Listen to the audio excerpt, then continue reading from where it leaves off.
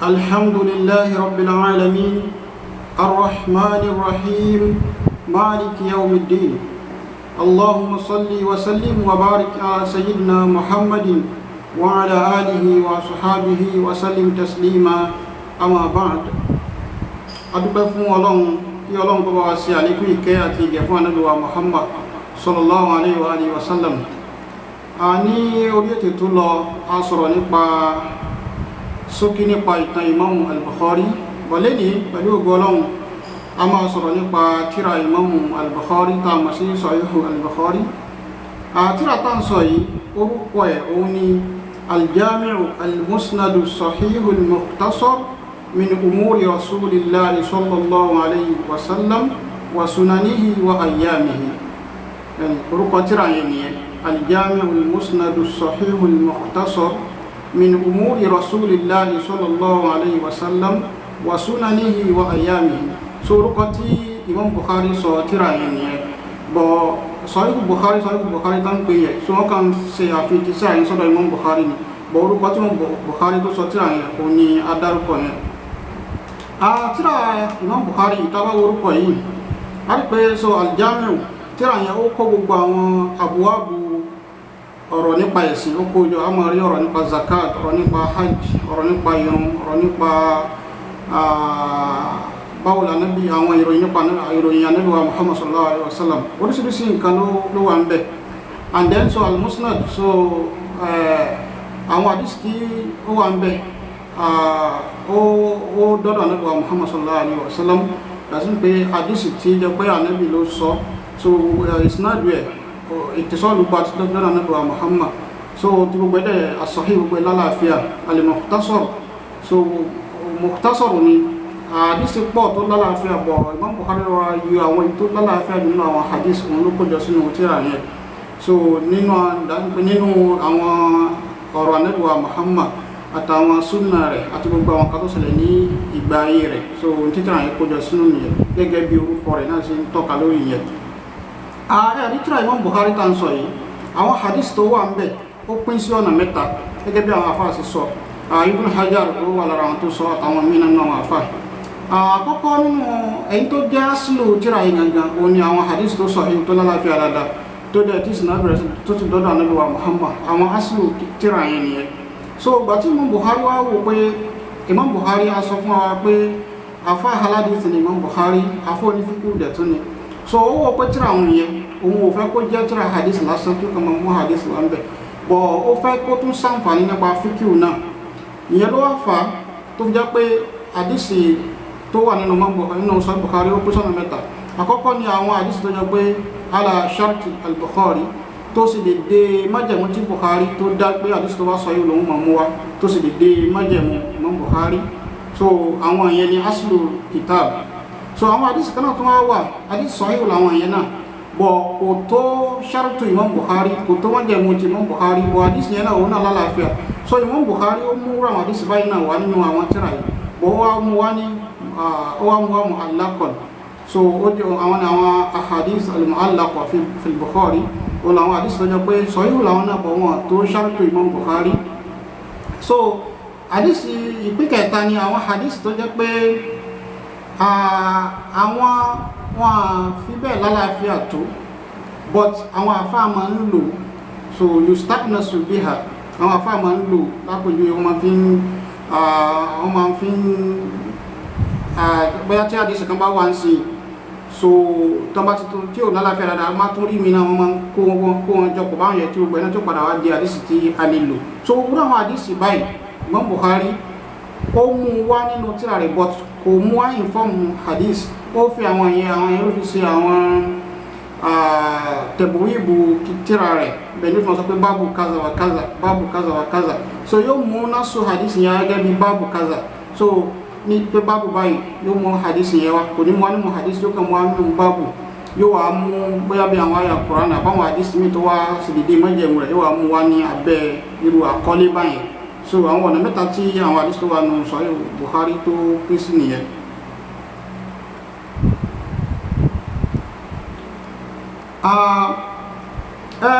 Tírà Imam Bukhari gẹ́gẹ́ bá ṣe sọ pé aslu ẹ̀ gẹ́gẹ́ ni pé ó mú àwọn hadith tó lálàáfíà wá, bọ́ a dẹ̀ sọ irú àwọn àdìsí mi tó tún mú wa a dẹ̀ ṣàlàyé bó ṣe gbà mú àwọn wọ̀nyẹn wá nínú tírà rẹ̀. So ẹ jẹ́ ká lọ wo àwọn ọ̀rọ̀ tí Imam Bukhari sọ nípa tírà rẹ̀ yìí. Imam Bukhari ó sọ gbogbo àwọn nǹkan tá à ń sọ pé Imam Bukhari sọ yìí ó wá pẹ̀lú ìsinádù tó lálàáfíà ni àwọn nǹkan yẹn fi wá bọ̀ kò sáyé láti máa ka àwọn ìsinádù yẹn bọ̀ a máa mú àwọn ọ̀rọ̀ Imam Bukhari wá fún wa. So Imam Bukhari ó ń sọ nínú ọ̀rọ̀ rẹ̀ pé ó ní ma adkhaltu fi kitabil jami' illa ma sahha. Ó ní mi ò fi àdísì kankan sínú tírà Sahihu tí mo ṣe táǹpé sọ Bukhari àfi àdísì máa rí kó lálàáfíà àwọn nìkan ni mo kójọ síbẹ̀. So ó tún sọ ń bò mí ó ní ma wada'tu fi kitabi sahihi hadithan illa tasaltu qabla dhalik wa salaytu rak'atayn. Imam Bukhari lẹ́yìn ìgbà tí hadisi bá ti lálàáfíà tó ní pé ìsinádù ẹ̀ lálàáfíà mátùnú ẹ̀ lálàáfíà ó ti rí pé hadisi yẹn gbogbo mọ́jọ́ táwọn afárá hadisi gbé kalẹ̀ táwọn ọmọ òwúlọ̀ hadisi táwọn ọmọ hadisi lálàáfíà tó bá ti rí kó ti pé sára hadisi tán. Imam Bukhari ó ní gbogbo hadisi kọ̀ọ̀kan tó ń fi sínú tírà wọn yẹn òun ò kọ́ hadisi kan àfi pé kẹ́lẹ́ kóun lọ wẹ̀ kóun wá sàlùwàlá òun wá kíráka méjì láti ṣe istikhara lọ́dọ̀ Ọlọ́run bá pé Ọlọ́run sàmùnà mi lórí hadisi yìí ó sọ lálàáfíà lẹ́yìn ìgbà tó ti pé owó mọ́jẹ̀mú yẹn tán ni o yóò ṣe tún wá lórí àdìsí kọ̀ọ̀kan yóò wá kí rákà méjì kó tó fi àdìsí yẹn sínú kó tó kọ́ sínú tírà rẹ̀. Àdìsí yẹn bẹ́ẹ̀ náà ni àwọn tàrọ́jùmù yẹn gbogbo àwọn wípé kìtàbù kaza báàbù kaza kìtàbù kaza tó wà ní Buhari yẹn Imam Buhari nílẹ̀ ìgbà tó tún láfa látọ̀dọ̀ rẹ̀ náà ó lóun ò mú táríjámà kan wá nínú tírà wọn pé bóyá kìtàbù kaza wa kaza àfi kóhun sálọ̀lá kóhun kíráka méjì láti ṣe istikhara lọ́dọ̀ Ọlọ́run ọba pé kọ́lọ́hun kó sàmọ̀nà kóhun tó kọ báàbù yẹn pé báàbù báyìí. Tábàwò pẹ̀lú ọ̀rọ̀ tání Imam Bukhari sọ yìí gẹ́gẹ́ bí Ibn Salah bó ṣe sọ àtàwọn míì pé òǹkà hadith tó wà nínú Sahih Bukhari bí tikrar pẹ̀lú pé bóyá repetition bóyá ó sọ àdísì kan bí ó tún sọ ń gbomi tàbákà ogun àwọn àdísì ẹ̀lẹ́ méjì ó jẹ́ 7,275 ní àwọn àdísì yẹn ẹ jẹ́ ká times ẹ̀ pẹ̀lú 2 ó wá jẹ́ 14,550 so 14,550 raka náà ni Imam Bukhari ló kí látàrí torí sọ Bukhari yẹ pé ó fi ń bẹ lọ́wọ́ bá kókó jẹ́ pé àdísì tó ń bá kọ sínú tírà àwọn yẹn kó jáde sí tó lálàáfíà 14,550 raka ni Imam Bukhari kí lórí àwọn hadisi yẹn kátùmá rọpọ̀ mọ́ àwọn raka méjì tó kí lórí tarjama kọ̀ọ̀kan lórí báàbù kọ̀ọ̀kan pé báàbù báyìí ẹ wo iye raka tí Imam Bukhari kí lórí pé sọ Bukhari yẹn tó fi ń bẹ náà kọ́kọ́rọ̀ kó jẹ́ pé tíra yẹn ó lálàáfíà lẹ́yìn ìgbà tí àwọn hadisi yẹn ti pé gbogbo májẹ̀mú tí wọ́n gbé kalẹ̀ fún pé hadisi tó bá sọ yóò tagbọ̀rọ̀ lára rẹ̀ tán ni Imam Bukhari ló tún ṣe eléyìí nínú ọ̀rọ̀ tó wá láti ọ̀dọ̀ Imam Bukhari bákan náà Imam Bukhari ó sọ ó ní sanaftu kitabi al-jami fi al-masjid al-haram wa ma adkhaltu fihi hadithan hatta istakhartu Allah ta'ala wa salaytu rak'atayn wa tayaqqantu sihhatahu. Ó ní tírà Sahih Bukhari ní masjid al-haram ni ó ti ṣe tírà yẹn tó ó ní owó dẹ̀ mú àdísì kankan kó ń kọ sínú tírà yẹn àfi lẹ́gbàá tó ń bá ṣe istikhara tó ń dẹ̀ kírun rákà méjì lòun lòun tó kọ àdísì yẹn tí ó dáhùn lójú. a rí pé ọ̀rọ̀ tí Imam Bukhari sọ ń bí pé ní Masjid al-Haram lòun ti ṣe tírà wọn so àfàkójẹ́ wa pé ibẹ̀ ni Imam Bukhari ló ti bẹ̀rẹ̀ sí ṣe tírà yẹn ló ti ṣe tẹ̀rtíbù ẹ̀ àti àwọn tẹ̀bùwíbù ẹ̀ so ibẹ̀ ló ti pilẹ̀ láti máa kọ tírà yẹn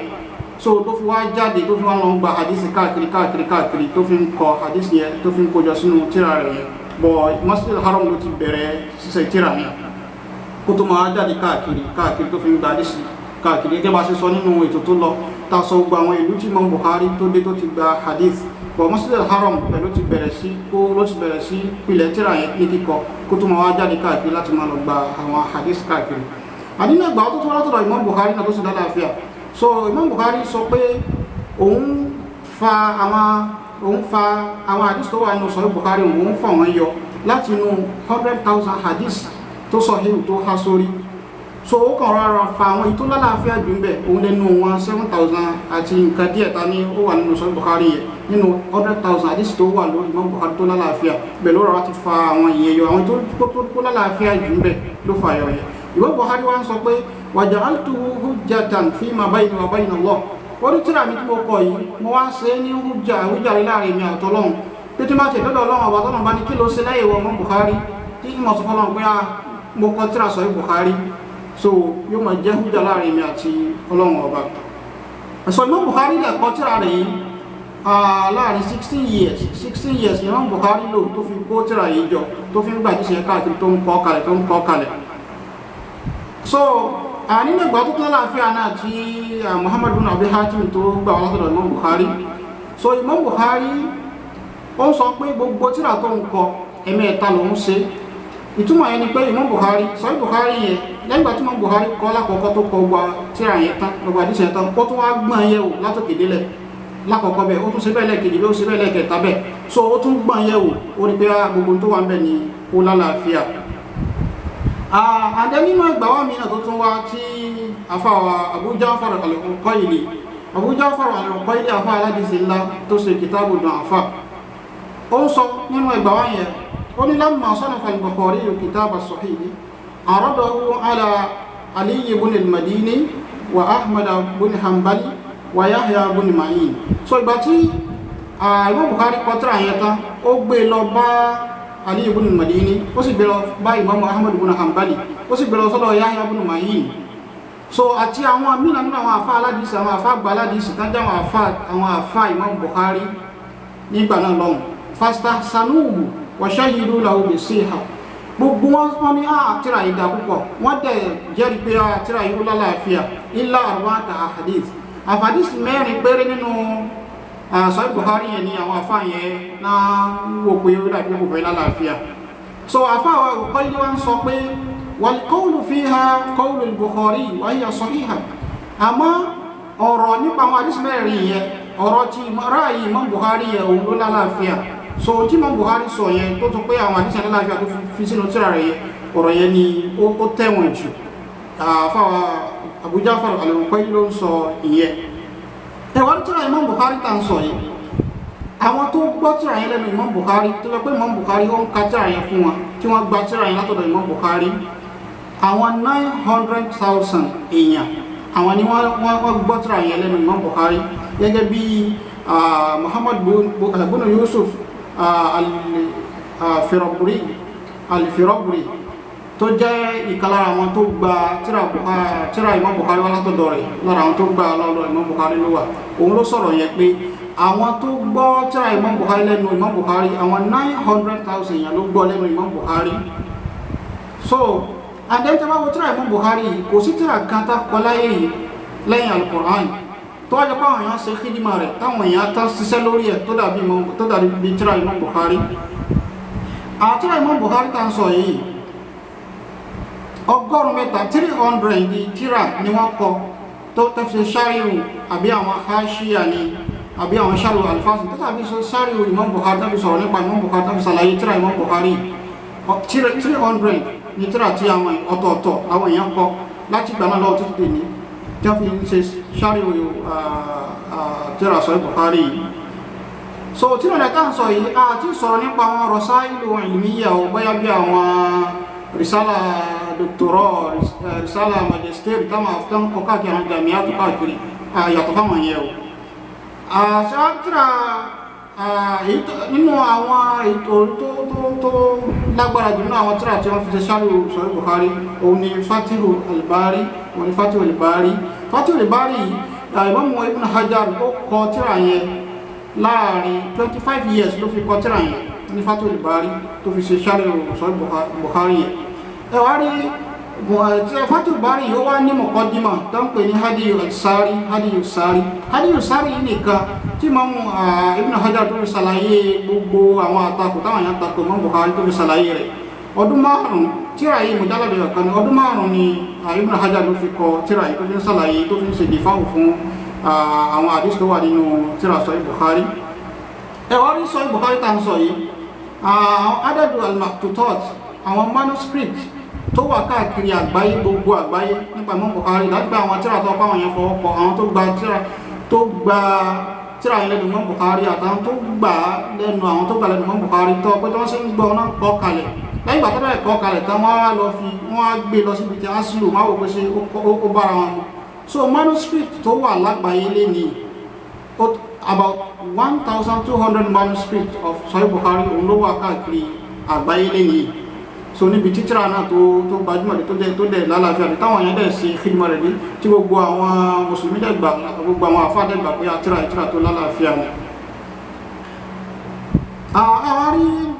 Àwọn hadith tó wà nínú Sahih Bukhari gẹ́gẹ́ bá ti sọ pé ó pín sí ọ̀nà mẹ́ta ni.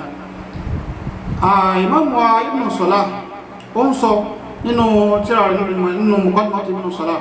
So ó jẹ́ pé yọ pé gbogbo àwọn àfáà gbogbo wọn ni wọ́n gba tírà Sahih Bukhari wọ́n gbà wọlé gẹ́gẹ́ bí tírà tó lálàáfíà jù lẹ́yìn Al-Qur'an. Wọ́n gbàgbà tó gba àwọn hadith tó wà ń bẹ lálàáfíà, so wọn àfáà gbà wọlé. Àyàfi àwọn kọ̀ọ̀kan àwọn díẹ̀ nínú àwọn hadith yìí á padà ṣàlàyé nípa àwọn díẹ̀ tá à ń sọ yìí. So gbogbo wọn gbà pa àwọn hadith tó wà nínú Sahih Bukhari ó lálàáfíà àfàwọn díẹ̀ yẹn pápátá padà máa ṣàlàyé ń sìn. So Ibn Salah wọn sọ fún wa pé Imam Bukhari kì í ṣe màásùm, kò ń ṣe ń tọ́lọ́ tí ò lè ṣe mistake. Imam Bukhari lè ṣe mistake, àmọ́ umma islamiyya àwọn umma muhammadiyya Ọlọ́run sọ wọn àwọn ò lè ṣe mistake. Ìgbà tí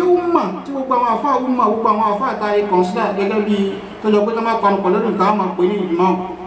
gbogbo wọn náà panupọ̀ lórí pé tírà Bukhari òun tírà tó lálàáfíà jù lẹ́yìn Al-Qur'an. Wọ́n dẹ̀ gbà pé àwọn hadith tó wà ń bẹ fil jumla yẹni yuqbalu biha fil jumla, gbogbo hadith tó wà ń bẹ yuqbalu biha fil jumla, gbogbo ẹ̀ lálẹ́ lò in general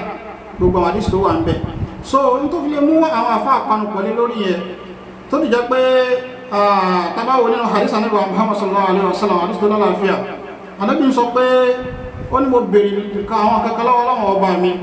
so Ọlọ́run ọba sì fún mi ní àwọn kan kò fún mi láwọn kan, bọ̀ nínú tó Ọlọ́run ọba fún mi Ànábì ní sa'altu Allah azza wa jalla alla yajma ummati ala dalala fa'taniha. Ó ní mo bèèrè lọ́wọ́ Ọlọ́run ọba mi pé kí àwọn ìjọ mi ká má lè panupọ̀ lórí dọ̀là lórí nǹkan tó bá jẹ́ àánú lórí nǹkan tí ò bá correct, Ọlọ́run dẹ̀ fún mi, Ọlọ́run dẹ̀ gbàdúrà yẹn. So ó fi yé wa pé ní tó fi lè mú àwọn umma panupọ̀ lórí pé tírà Bukhari tírà tó lálàáfíà jù ní, so ajẹ́ pé bó ṣe rí náà nìyẹn, torí àwọn ìjọ Ànábì wa Muhammad wọn ní panupọ̀ lórí tó bá jẹ́ àánú. Kódà àrílára àfáà tó sọ pé ajma ahlul ilmi al-fuqaha wa ghayruhum, ó ní gbogbo àwọn àfáà panupọ̀, àwọn onífíkì nínú wọn ni o àtàwọn mìíràn nínú wọn ni o, wọ́n ní tí èèyàn bá lè búra lórí pé ó tọ̀lá, ó sọ pé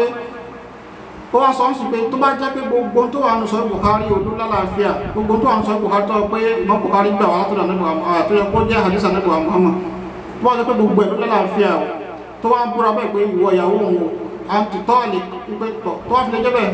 mo ti pẹ́ sílẹ̀. So àwọn àfáà jẹ́ pé yọ pé ìbúra yẹn ó ti lọ bẹ́ẹ̀, so àwọn àfáà gbà bẹ́ẹ̀ pé ó ti lọ bẹ́ẹ̀. So àfáà sọ pé ajma ahlul ilmi, gbogbo àwọn àfáà onífíkù àtàwọn àfáà aládìsí náà panupọ̀ báyẹn tó fi yé wa pé tírà Sahih Bukhari yìí o tírà tó lálàáfíà ni. Kódà Imam Ibn Salah ó miyaru tasihih pé táwọn fẹ́ mọ̀ pé àdìsí lálàáfíà bí kò lálàáfíà lára táwọn fi mọ̀ òun náà ni tírà Imam Bukhari. Ìgbà tí Imam Ibn Salah tó ń sọ pé ó ní tá a bá rí hadisi ó fẹ́ sọ àwọn hadisi tó lálàáfíà, ó wá sọ pé tá a bá rí hadisi tí Imam Bukhari ò bá gbà wá tí Imam Muslim ò sì gbà wá, so tawari níbò míì a ṣẹ̀ṣẹ̀ máa ṣèwádìí àfikárí pé àfábáyé ṣe náà sùn lè lórí pé àdíṣe ó sọ ìhùn bọ́tá bá ti lè nínú Bukhari àbárí nínú Muslim àṣẹ nídìí ká máa ṣe wàhálà mọ́ a ti mọ̀ pé àwọn àdíṣe tó lálàáfíà nìyẹn. bọ́yá wárí a sọ pé àwọn àdíṣe díẹ̀ kan wà tí àwọn àfáà sọ̀rọ̀ lé lórí nínú tírà Sahih Bukhari tó pé àṣọ Imam Bukhari bashar èèyàn ni ó sì lè ṣe mistake, kò sẹ́ni tó lè ṣe mistake, Imam Bukhari lè ṣe mistake. So adẹ̀tí nínú àwọn afá aládìsí náà tí wọ́n sọ nípa wọ́n mẹ́ṣẹ̀ àwọn àdìsí kan Sahih Bukhari pé àwọn àdìsí yìí o kò mìtì condition tí Imam Bukhari gbé kalẹ̀ fún tírà yẹn, wọ́n ṣe pé wọ́n sọ pé báyà àwọn àdìsí yẹn ó dọ̀yìn fún báyìí náà, bọ̀ wọ́n jẹ́ wọ́n sọ pé kò mìtì àwọn condition yẹn, kò mìtì àwọn ṣùrùtù tí Imam Bukhari tó gbé kalẹ̀. Nínú àwọn tó sọ̀rọ̀ yẹn ni Imam Daraqutni àti Abu Mas'ud ad-Damashqi, bẹ́ẹ̀ náà ni Abu Ali al-Ghassani. So gbogbo àwọn afáta kàkàlẹ̀ yìí láwọn afáta ti sẹ̀mí látọjọ́ tó ti pẹ́ ni, so wọ́n sọ̀rọ̀ nípa àwọn àdísì tó wà nínú Bukhari. Àmọ́ sí wọ́n gbogbo àwọn tásọ̀ yìí àwọn àfáà ti dáhùn lórí rẹ̀ wọ́n ti ṣe rọ́dù lé lórí gẹ́gẹ́ bí Imam Muhyiddin An-Nawawi bó ṣe sọ nínú muqaddima Sharh Sahih Muslim ó ṣàlàyé ọ̀rọ̀ yẹn pé so àwọn àfáà ti fèsì lórí gbogbo àwọn hadisi yẹn. So Ibn Hajar wá ṣàlàyé fún wa pé gbogbo hadisi tí àwọn àfáà sọ̀rọ̀ ní lórí nínú Sahih Muslim ó jẹ́ 110 tí àwọn àfáà kọ́mẹ́ntì lórí pé kò méjì ṣurutu Imam Bukhari 110 ni. So 32 ń bẹ Muslim náà gbà wá, so Bukhari ṣe gbà wá ní Muslim náà gbà wá, so 78 ń bẹ péré ló jẹ́ èyí tí Imam Bukhari nìkan náà gbà wá. Ẹ wá rí gbogbo 78 yìí náà ni àwọn àfáà ti dáhùn lé lórí, so àwọn àfáà ti sọ̀rọ̀ lé lórí, wọ́n ti dáhùn lórí àwọn nǹkan tó fi àìsàn tó fi kan àwọn àdísì yẹn. So ẹni tó bá fẹ́ mọ̀ nípa ó tún lè lọ wò nínú ìdáhùn àwọn àfáà torí àyè yóò lè gbà láti máa sọ gbogbo àwọn yẹn. Àmọ́ Imam Ibn Hajar wá mú èsì wá, jumla in general pé ìsítálẹ̀ fọ̀ lórí gbogbo ẹ̀sùn tó fi kan àwọn àdísì nínú Imam Bukhari.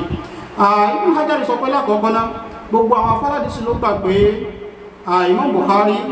àgbàní nínú ìmọ̀ hadith, ó dẹ̀ mọ ìmọ̀ ilal, ó mọ̀ tádìsí bá tẹ́wà láàyè Imam Bukhari mà. So gbogbo wọn lọ́dẹ̀ gbà pé Ali ibn al-Madini òun ni àgbà tó mọ̀ nípa ilal jù nínú àwọn afárádìsí lásìkò rẹ̀, ọ̀dọ̀ rẹ̀ ní Imam Bukhari ti tẹ́kọ̀ọ́. So ó jẹ́ kó yá pé tó wá fi lè mú Imam Bukhari mú hadith wá nínú tírà rẹ̀ pálísì tó sọ yóò ní, so Imam Bukhari ti rí pé kò ní ilal ni, so a máa kọ̀dámọ̀ ọ̀rọ̀ Imam Bukhari lórí ọ̀rọ̀ ẹlòmíì tó bá ṣe rọ́dù fún Imam Bukhari. Àkọ́kọ́ nù. Ẹlẹ́ẹ̀kejì ni pé àwọn ní àfá Muhammad ibn Yahya az-Zuhli, so àfá yẹn náà àfá àgbà nínú àsìkò tiẹ̀ ní tó mọ̀ nípa ilalul hadisi Imam Zuhri, so Imam Bukhari lẹ̀ gba ó kẹ́kọ̀ọ́ lọ́dọ̀ rẹ̀ náà. So ẹlẹ́ẹ̀kẹta ni pé Imam Bukhari ti sọ pé òun ò fi àdìsí kankan sínú tíra àwọn àfi àdìsí tó lálàáfíà lẹ́yìn ìgbà tó ń bá ti ṣe istikhara lọ́dọ̀ Ọlọ́run ọba tó ń dẹ̀ tún yẹn náfílà, so yẹn náà báyẹn. And then Imam Muslim náà òun náà ó sọ pé lẹ́yìn ìgbà tó ń kọtíra àwọn tán pé so òun gbé lọ́dọ̀ Abu Zur'a ar-Razi, so gbogbo ohun tí Abu Zur'a ar-Razi dẹ̀ sọ ń bẹ̀ pé kò lálàáfíà òun yọ kúrò ń bẹ̀. So gbogbo eléyìí jẹ́ èsì lápapọ̀ lórí gbogbo ẹni tó bá ń tán fẹ̀sùn kan tíra Imam Bukhari tó jẹ́ pé a pọ̀ dámọ̀ ọ̀rọ̀ Bukhari lórí ọ̀rọ̀ tiwọn. And then qaida kamẹ́rẹ́ àwọn afọ́ ní usul fiqh wọ́n ní qawlul mujtahid laysa hujja ala mujtahid akhar. Bóyá tí mujtahid kan ní ṣe tó wá sọ̀rọ̀ kan wọ́n ní kò ń ṣe hujja lórí mujtahid ní, because mujtahid ní Imam Bukhari àwọn tó condemn tíra yẹn náà mujtahid làwọn náà, so kò dẹ̀ sí tó fi mọ̀ wá pé ọ̀rọ̀ tí wọ́n lọ́la fẹ́ àjò ọ̀rọ̀ Imam Bukhari lọ. So ìyẹn ní èsì ní àpapọ̀ lórí gbogbo àwọn ẹ̀sùn tó fi kan tíra Imam Bukhari. Ẹ̀wà rí ká máa ń fọ ìsìn ní tẹ̀sí lọ́kọ̀ọ̀kan lórí pé àdísì báyìí tán sọ báyìí lórí àdísì báyìí tán sọ báyìí lórí ìyẹn ó máa gba àsìkò tó pọ̀. Tábàlọ́wọ́ nú Hadiyu Sari tàn sọ ìta ní Ibn Hajar tó kọ. So Ibn Hajar ṣàlàyé gbogbo ọ̀pọ̀lọpọ̀ àwọn àdísì yẹn síbẹ̀, ó dẹ̀ mú èsì wá lórí wọn. So gbogbo àwọn àdísì tí wọ́n fẹ̀sùn kan Imam Bukhari lórí ẹ̀ gbogbo ẹ̀ láwọn afáà fèsì lé lórí. So wọ́n jẹ́ kó wọ́n yọ wa pé àfi bíi 30 níbẹ̀ òun ni pé òun ni ìfọ̀ ìsìlérí rẹ̀ ó ná àwọn àfáà ní wàhálà, bọ̀ wọ́n fẹ̀ ìsì lórí ẹ̀bọ̀ ìsìn yẹn ó ná wàhálà gan wọ́n sí wàhálà, àmọ́ wọ́n sàfèsì lórí ẹ̀ lórí gbogbo àwọn àdísì yẹn.